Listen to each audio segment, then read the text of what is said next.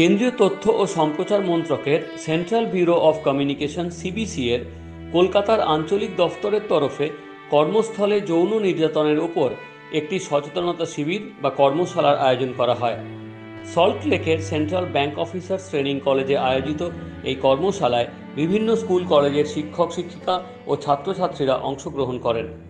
কর্মশালায় বক্তব্য রাখেন প্রখ্যাত মনস্তত্ত্ববিদ অনুত্তমা বন্দ্যোপাধ্যায়, সাংবাদিক তথা সমাজসেবী স্বাতী ভট্টাচার্য এবং রাজ্য মহিলা কমিশনের প্রাক্তন ভাইস চেয়ারপারসন ভারতী মুৎসুদ্দি। অনুত্তমা বন্দ্যোপাধ্যায় তার বক্তব্যে যৌন নির্যাতনের মনস্তাত্ত্বিক দিকটি তুলে ধরেন। ও কতটা জানে জানুন, এবার ওর মতন করে এক্সপ্লেন করলো যে এরম হয়, আমি তো এটা জানি। তাহলে বা রেপ কি?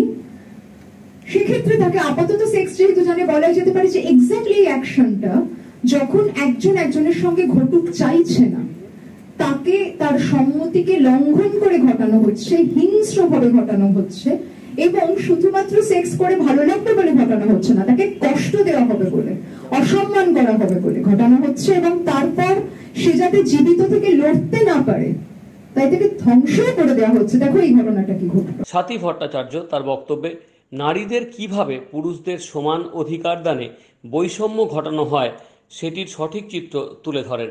ভারতী মুৎসুদ্দি বলেন, কর্মস্থলে যৌন নির্যাতনের বিরুদ্ধে আইনি পদক্ষেপগুলি সঠিকভাবে না জানলে পরিস্থিতি বদলাবার কোনো সম্ভাবনা নেই। আলোচনা বহু হয়েছে। আমি মহিলা কমিশনে থাকালে আমরা নিয়মিত এটা নিয়ে আলোচনা করতাম, এনজিওদের নিয়ে বসতাম, আমরা চিঠি পাঠাতাম সমস্ত সরকারি বেসরকারি কর্মক্ষেত্রে। কারণ এটা একটা এর আগে ছিল একটা সুপ্রিম কোর্টের গাইডলাইন, বিশাখা গাইডলাইন অনুযায়ী ম্যান্ডেটরি, পরে একটা আইন তৈরি হয়ে গেছে 2013 সালে, এটার কথা উঠে এসেছে।